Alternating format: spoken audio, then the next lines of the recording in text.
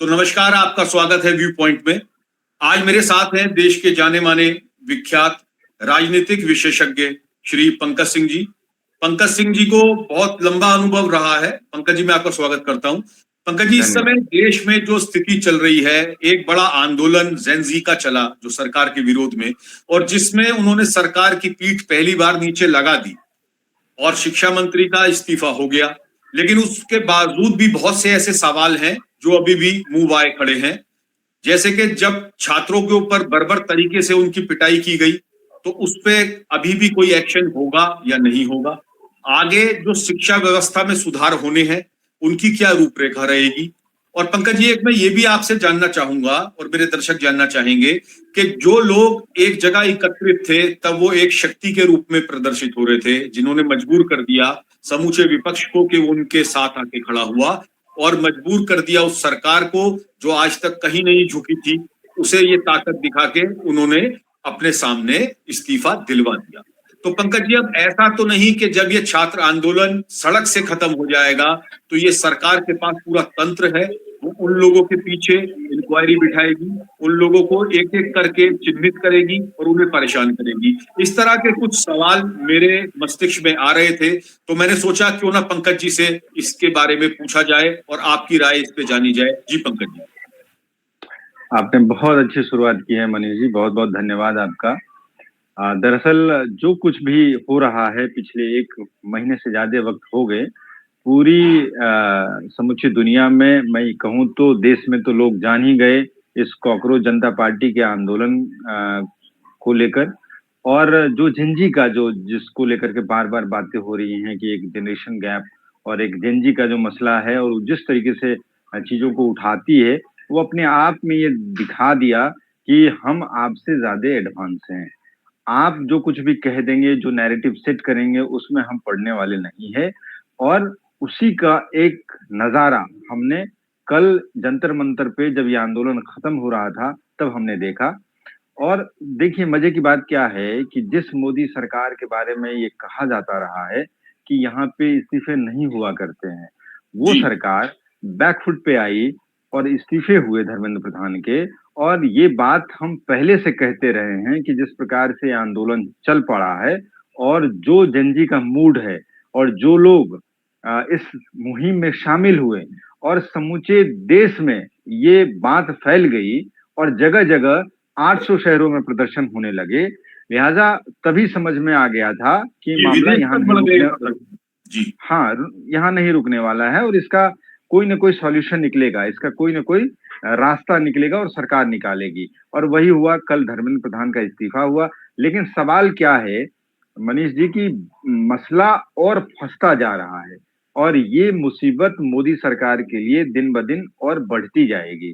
और निश्चित तौर पे वो विपक्ष जो 12 सालों से जद्दोजहद तो कर रही थी, कर रहे थे साथ तमाम विपक्ष के नेता, लेकिन उनको किसी न किसी तरीके से उनकी आवाज को बंद किया जा रहा था एक लोकतांत्रिक देश में।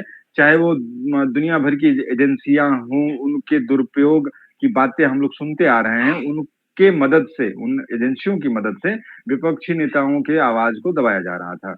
अब जेनजी जब मैदान में आए और जब सरकार झुकी, तो पहली बार विपक्ष के तमाम नेताओं को ये लगा कि नहीं, सरकार को अब झुकाया जा सकता है। और मैं आपसे ये कह रहा हूं कि ये मानसून का सत्र जो है वो भी हंगामेदार होगा। और अभूतपूर्व हमें, होता है।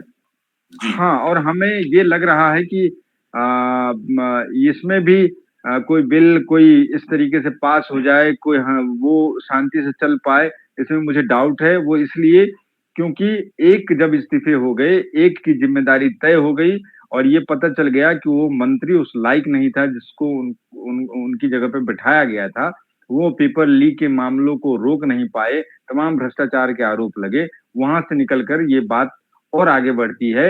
E20 को लेकर के दुनिया भर की बातें हो रही हैं, नितिन गडकरी को लेकर के बातें हो रही हैं, साथ ही साथ ये भी बातें हो रही हैं कि जिस तरीके से जंतर मंतर पे 20 तारीख को संसद मार्च के दौरान जो लाठीचार्ज हुए, जो बर्बरता हुई और जिस तरीके से हमने देखा छात्रों को, निहत्थे बच्चों को जिस तरीके से सर फोड़े जा रहे थे, जिस तरीके से उनके साथ बदसलूकी हो रही थी, वो अपने आप में एक बहुत बड़ी घटना है। और आपको मालूम है, देश के लोगों को बता दूं कि दिल्ली पुलिस की सीधी जवाबदेही गृह मंत्रालय के अंतर्गत आती है और गृह मंत्री अमित शाह हैं। तो अब विपक्ष के नेता ने जो चिट्ठी लिखी है राहुल गांधी जी ने, वो उसी संदर्भ में है। और कॉकरोच जनता पार्टी के जो प्रवक्ता हैं उनका भी सीधा कहना है कि जिन पुलिस वालों ने मतलब कायरतापूर्ण तरीके से लाठीचार्ज किया है, उसकी जिम्मेदारी फिक्स हो, उनके ऊपर कार्रवाई हो और उनको जेल भेजा जाए। तो देखिए, सीधे तौर पे अमित शाह को इस बात की जिम्मेदारी लेनी चाहिए जिस प्रकार से कार्रवाई हुई। अब अमित शाह का इस्तीफा मांगा जा रहा है। अगर अमित शाह का इस्तीफा होता है तो अगला नंबर मोदी जी का होगा, इस बात को मोदी जी जानते हैं। अब सवाल ये उठता है कि क्या इस तरीके का प्रोटेस्ट फिर दोबारा हो सकता है? क्या यह आंदोलन देश के अंदर जिस प्रकार से फैला है उसको फिर से कॉकरोच जनता पार्टी के जो छात्र हैं, जो लोग हैं, वो लोग इसको और धार देंगे? क्या इस प्लेटफॉर्म को और संगठित किया जाएगा, विस्तारित किया जाएगा? क्या छात्रों का, जेनजी का सीधा हस्तक्षेप अब भारतीय राजनीति में होने जा रहा है? ऐसे तमाम सवाल हैं जिनका उत्तर हमें आने वाले समय में मिलेगा। लेकिन फिलहाल सरकार के लिए मुसीबत खत्म नहीं हुई है।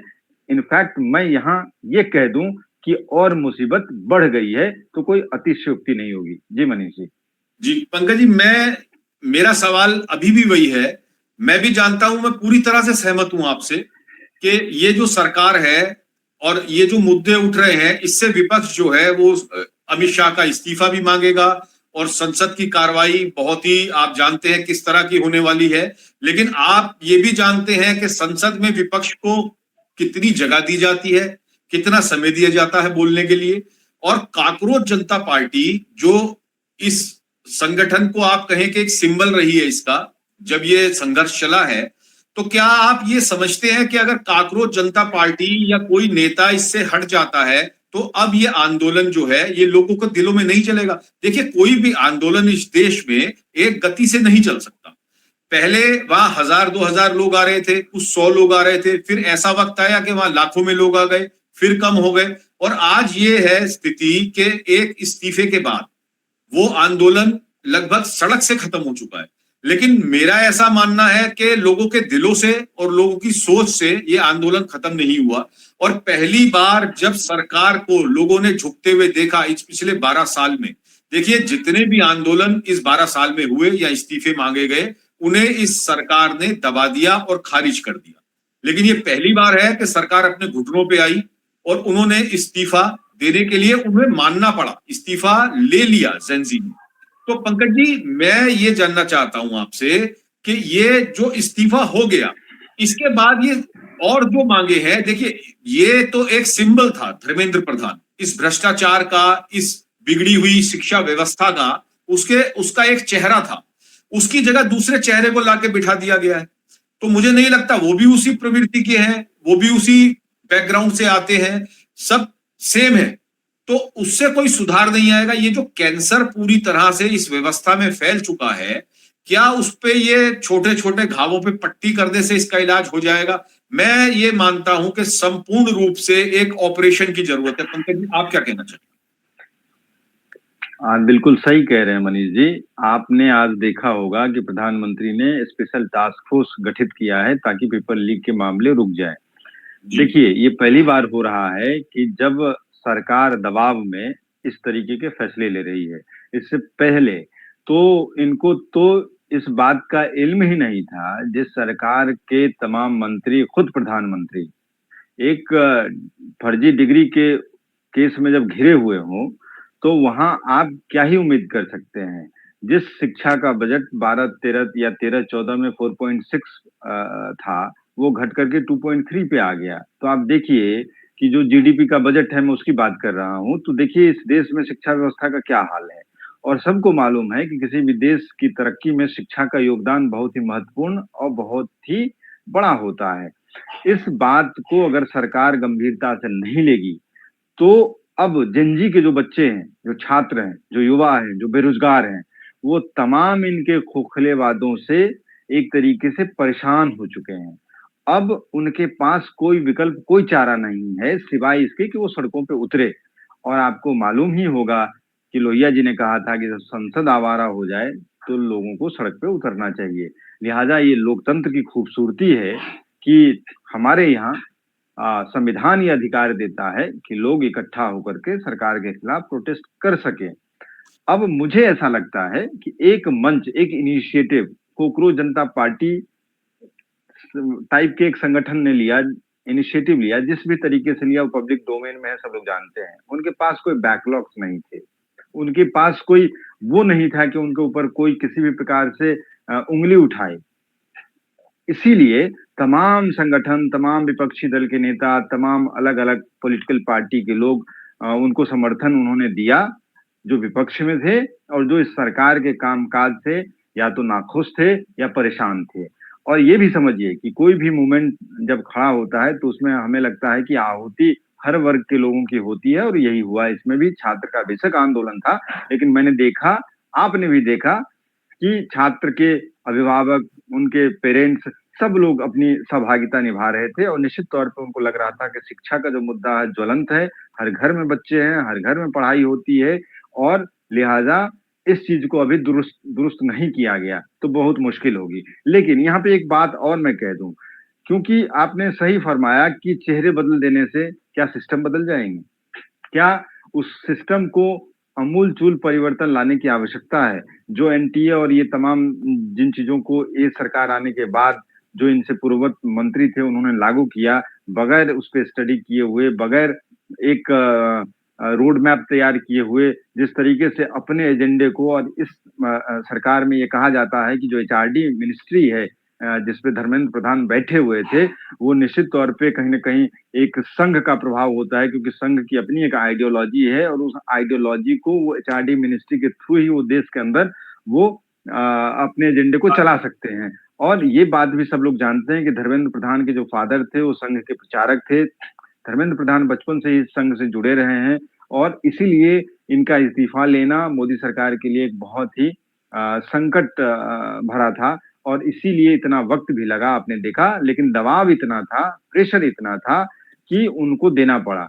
अब सवाल ये उठता है कि आगे मोदी सरकार आगे किस तरीके से अपना रुख अख्तियार करती है, क्योंकि ये आंदोलन, मुझे ऐसा लगता है कि आगे भी ये इस तरीके से कंसोलिडेट होकर के ये कुछ ना कुछ करेगी। हमें ऐसा लगता है जिस तरीके से स्पिरिट हमने बच्चों के अंदर देखा। अब किसी भी स्टेट में अगर कोई प्रॉब्लम होती है, कोई इश्यूज आते हैं, तो निश्चित तौर पे एक संगठन तो बन गया है जिसका कोई बैकलॉग्स नहीं है, तो वो जा करके वहां पे सरकार को कटघरे में खड़ा भी करेगी, उसके ऊपर दबाव भी बनाएगी, और निश्चित तौर पे उसका कोई ना कोई सॉल्यूशन निकाल करके लेके आएगी।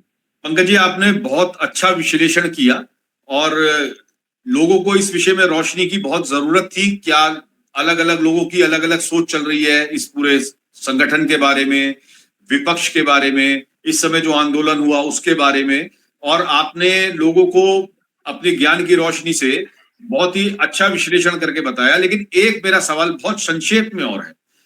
देखिए, मैंने ये देखा कि विपक्ष की भूमिका इस पूरे आंदोलन में बहुत ही सकारात्मक रही, और वो छात्रों के साथ खड़े रहे। मूलतः आप कहें कि जैसे समाजवादी पार्टी रही, कांग्रेस रही, आम आदमी पार्टी रही, और तमाम पार्टियां छात्रों के साथ आ गई। अब मैं बस आपसे बहुत संक्षेप में ये जानना चाहूंगा कि आगे भी ये अपने मतभेद भुलाते हुए आप क्या सोचते हैं कि ये इनके साथ चल पाएंगे? और देखिए, ये बच्चों को एक नेतृत्व की जरूरत है, क्योंकि ये जो पॉलिटिकल दाव पेच हैं, इससे ये अनभिज्ञ है।